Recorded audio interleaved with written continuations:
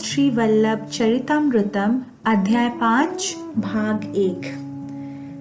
तिरुपति में आगमन और कनिपाकम में तिरुमला दास के साथ मुठभेद। श्रीपाद की कृपा से शनि के कष्ट का निवारण। ओम साई राम। मैं शंकरा भट्ट अपने यात्रा कार्यक्रम में मैं महान पवित्र स्थान तिरुपति पहुंचा। मुझे मन की कुछ अकथनीय शांति महसूस हुई। मैंने तिरुमला के मंदिर झील में स्नान किया। मैंने श्री वेंकटेश्वर के दर्शन किए और मंदिर परिसर में ध्यान में गए। ध्यान में मैंने श्री वेंकटेश्वर को एक महिला के रूप में देखा।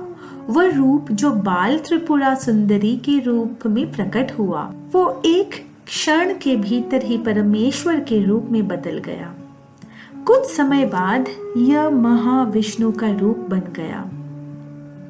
कुछ देर ध्यान करने के बाद वह रूप 16 वर्षीय योगी के रूप में प्रकट हुआ। बालक साधु की आंखें अमृत से भरी थी। उनके दोनों नेत्रों से 1000 माताओं की स्नेह प्रेम निकल रहा था। इस बीच एक काला बदसूरत व्यक्ति युवा ऋषि के पास पहुंचा और कहा, भगवान श्रीपाद श्री वल्लभ, आप ब्रह्मांड के स्वामी हैं। आज से आपके भक्त शंकर भट्ट का 7.5 साल का शनि काल शुरू हो जाएगा। मैं उसे इस दुनिया में हर संभव परेशानी में डालूंगा। मैं यहोवा के आदेश की प्रतीक्षा कर रहा हूँ।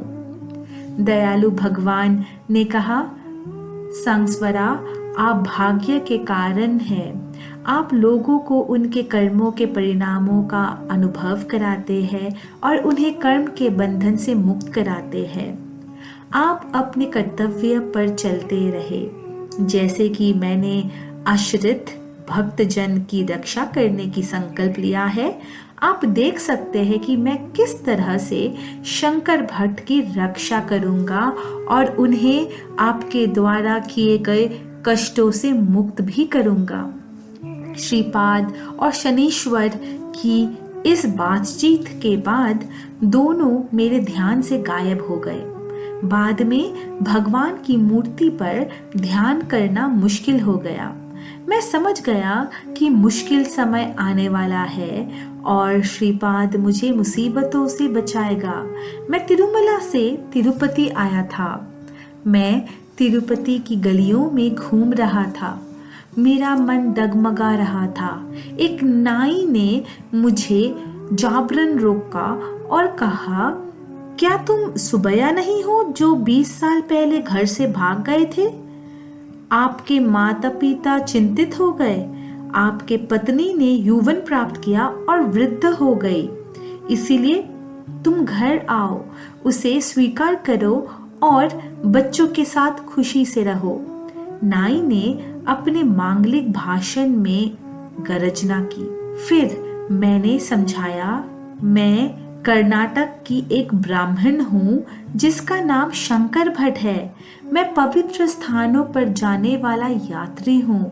मैं दत्त का भक्त हूँ। ये सुनकर कि भगवान दत्त ने श्रीपाद श्री वल्लभ के रूप में अवतार लिया है, मैं कुरणगड्डा जा रहा हूँ। मैं पवित्र गायत्री की शपथ लेता हूँ कि मैं कुंवारा हूँ। जैसा आप सोचते हैं, मैं बिल्कुल भी सुबैया नहीं हूँ। वो मेरी बात नहीं सुन रहा था। वहाँ काफी लोग जमा हो गए। हर कोई अलग अलग तरह से मुझ पर आरोप लगा रहा था। वे मुझे सुबैया के घर ले गए। सुबैया के माता पिता ने मुझे अपना पुत्र माना और कई तरह से मुझसे अनुरोध किया। वे मुझे नैतिक सिद्धांत बता रहे थे कि मुझे उनका परित्याग नहीं करना चाहिए और पतिव्रता वाली पत्नी को त्यागना एक जघन्य अपराध है। उनमें से एक ने कहा, सुबैया मूंछों और दाढ़ी से गंदे हो गए हैं। अगर हम उसे निकाल देंगे तो उसकी पुरानी चमक वापस आ जाएगी। मेरे विरोध करने पर भी उन्होंने मेरी बात नहीं मानी। उन्होंने मेरा सर मुंडवा दिया, मेरी दाढ़ी और मूछें हटा दी गई। उन्होंने मेरे कंधों से पवित्र यज्ञोपवीत को भी हटा दिया।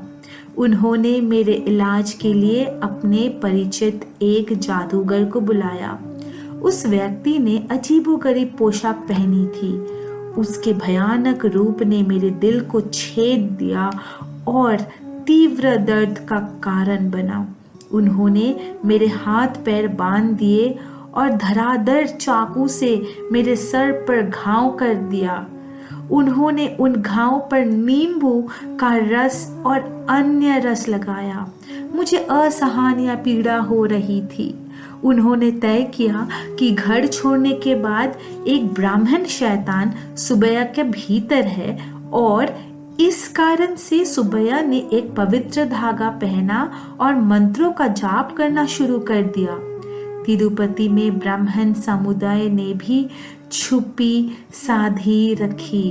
उन्होंने ये भी सोचा कि शहर में यात्री सुबैया था और एक ब्राह्मण भूत ने उसे अपने कब्जे में ले लिया। जब मुझे शहर के ब्राह्मण बुजुर्गों के पास ले जाया गया तो मैंने उन्हें बताया कि मैं कर्नाटक से हूँ और मेरा नाम शंकर भट्ट है।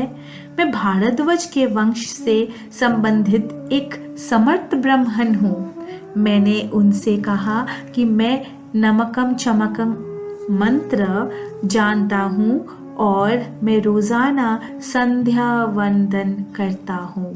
उन ब्राह्मण बुजुर्गों ने मेरी बात पर विश्वास नहीं किया। उन्होंने कहा कि एक कन्नड़ ब्राह्मण शैतान ने मुझे पकड़ लिया और सही इलाज के साथ मुझे एक सामान्य व्यक्ति बनाया जाना चाहिए।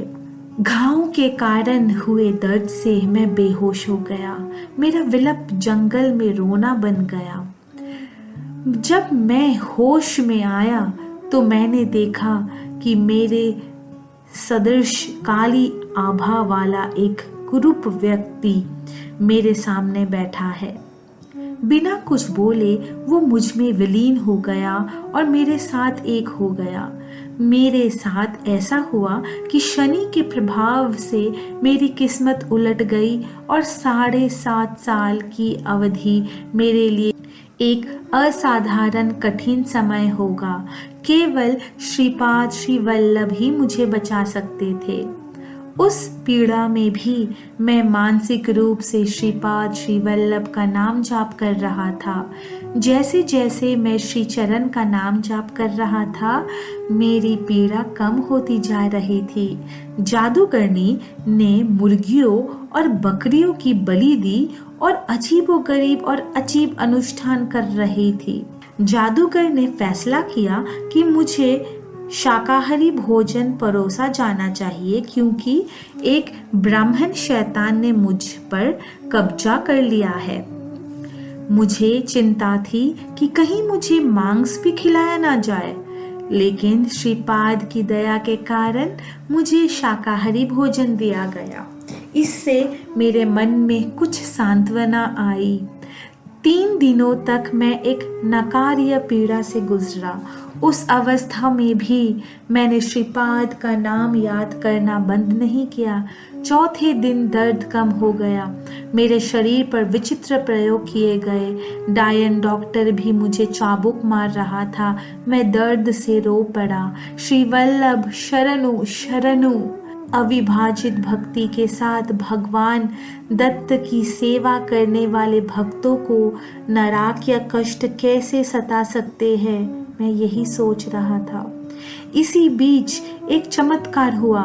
मेरे शरीर पर चाबुक के वार पड़ने पर भी मुझे तनिक भी दर्द नहीं हुआ। दूसरी ओर डायन चिकित्सक दर्द से करकरा उठा। उसे समझ में नहीं आ रहा था कि जब वो मुझे कोड़े मार रहा था तो उसे वार का दर्द क्यों हो रहा था। वो मुझे अजीब निगाहों से देख रहा था। मैंने श्रीपाद के दिव्य नाटक को देखा और हंस पड़ा। हालांकि मैं एक नियमित आहार खा रहा था। ये बहुत स्वादिष्ट था। मेरे दिल की सामग्री के लिए मैं भोजन खा रहा था। मैं इस विचार से भोजन कर रहा था कि यह श्रीपाद का प्रसाद है। भले ही जादूगरनी अपने पसंद के मुर्गे और बकरियों को खा रही थी, लेकिन वो जहरीला भोजन बन रही थी। उनका स्वास्थ्य बिगड़ रहा था। उसने मुझे परेशान करना बंद कर दिया और केवल मंत्रों और कर्मकांडों के साथ अपना समय बिताया। 5वें दिन उसका घर जल गया। उसने मेरा इलाज शुरू किया। भले ही उस दिन जादूगरनी के घर में आग नहीं लगी थी, लेकिन अचानक सभी की मौजूदगी में आग लग गई और घर जलकर राख हो गई। 6ठे दिन जादूगरनी सुबैया के घर पीला चेहरा लेकर आई। उन्होंने कहा कि एक ब्राह्मण भूत जो एक डायन था ने सुबैया को पकड़ लिया और शैतान ने उसके घर को जादू टोना से जला दिया, क्योंकि उसने इलाज शुरू कर दिया था। बेताल जैसे कई बुरी ताकतों पर जीत हासिल करने के लिए कई अनुष्ठान किए जाने थे और उस उद्देश्य के लिए बड़ी मात्रा में धन की आवश्यकता थी। मुझे पता था कि इलाज का कोई फायदा नहीं है और वो जादूगर पैसे के लालच में सारे सुझाव दे रहे थे। मेरे दिमाग में यह आया कि सुबैया की पत्नी को अपनी पत्नी के रूप में स्वीकार करने से ज्यादा दुर्भाग्यपूर्ण और विश्वासघाती कुछ नहीं होगा। इस प्रकार क्रूर भाग्य के रास्ते में झुकाना मुझे समझ नहीं आ रहा था कि किस्मत मेरे साथ इतनी बेरहमी से क्यों खेल रही है। मुझे लगा जैसे मेरा दिल हैकसों से खुला हुआ है। मैंने सुबैया के माता पिता से कहा, मेरे प्यारे माता पिता, इस जादूगर के जादू के जाल मत पड़ो और अपनी सारी छल अछल संपत्ति बेच दो। मैं तुम दोनों को अपनी माँ और पिता दोनों मान रहा हूँ। इसके साथ ही मैं जादूगरनी से मुक्त हो गया। सुबैया के माता पिता खुश थे। उनकी आंखों में खुशी चमकते देख मेरी भी आंखें नम हो गई। मैंने श्रीपाद से नम्रतापूर्वक प्रार्थना की कि मुझे नैतिक पतन से बचाए, क्योंकि दूसरे पुरुष की पत्नी को माँ के रूप में माना जाता है। तो मैंने श्रीपाद से प्रार्थना की कि वो मुझे असंग खतरे से बचाए। 7वें दिन जब से मेरा इलाज शुरू हुआ, मैंने सुबैया की पत्नी से कहा, जो मेरी देखभाल कर रही थी, तुम मेरे बारे में क्या सोच रहे हो? क्या आप विश्वास कर रहे हैं कि मैं वास्तव में सुबैया हूँ? इसके लिए उन्होंने कहा, शादी तब हुई जब मैं 2 साल की थी। अब मैं 22 साल का हूँ। भगवान के अलावा कोई नहीं जानता कि तुम मेरे पति हो या नहीं। कोई भी पुरुष जो युवावस्था में प्रवेश करता है, वो अपनी पत्नी को देखकर स्थिर नहीं रह सकता। हालांकि आप इन सभी परेशानियों से गुजर रहे हैं, फिर भी आपने मुझे अपनी पत्नी नहीं माना। तुमने मुझे छुआ तक नहीं। ये केवल संभव है उनके लिए जिनकी संस्कृति बहुत अच्छी है। मेरे पास आपके बारे में कोई राय नहीं है। मैं परिवार की परंपराओं के अनुसार एक सदाचारी जीवन जीना चाहता हूँ। यदि तुम मेरे पति हो तो अपने इस विनम्र सेवक को मत छोड़ो। दूसरी ओर, जैसे कि मेरे पति 20 साल पहले घर से भाग गए थे और जब मेरी शादी हुई थी, जब मैं काफी अनजान था, तो आप मुझे अपने पत्नी के रूप में स्वीकार कर सकते हैं। मैं आपके पाद चिन्हों पर चलूंगा। श्रीपाद श्री वल्लभ कौन हैं जिनके बारे में आप हमेशा सोचते हैं? यदि वे सद्गुरु हैं, तो मैं भी उनसे प्रार्थना करूंगी कि वे इस उलझी हुई समस्या का नैतिक समाधान दिखाए। उनका तर्क मुझे भी उचित लगा। तब मैंने कहा, श्रीपाद श्री वल्लभ भगवान दत्तात्रेय है। उन्होंने इस कलयुग में अवतार लिया है। अब वो कुर्वापुरम में है। वो उसके बारे में हमारी धारणाओं के अनुसार व्यवहार करता है। यदि हम उन्हें सद्गुरु मानते हैं तो वे हमें सद्गुरु के रूप में अनुभव प्रदान करते हैं। यदि हम उन्हें परमात्मा के रूप में मानते हैं तो वे स्वयं को परमात्मा के रूप में सिद्ध करेंगे। आप श्रीपाद श्री वल्लभ के नाम का भी जाप कर सकते हैं। आपका कर्तव्य निश्चित रूप से आपको ज्ञात होगा। सभी के लिए स्वीकार्य समाधान उपलब्ध हो जाएगा। हम अगला अध्याय यहाँ से शुरू करेंगे। ओम साई राम।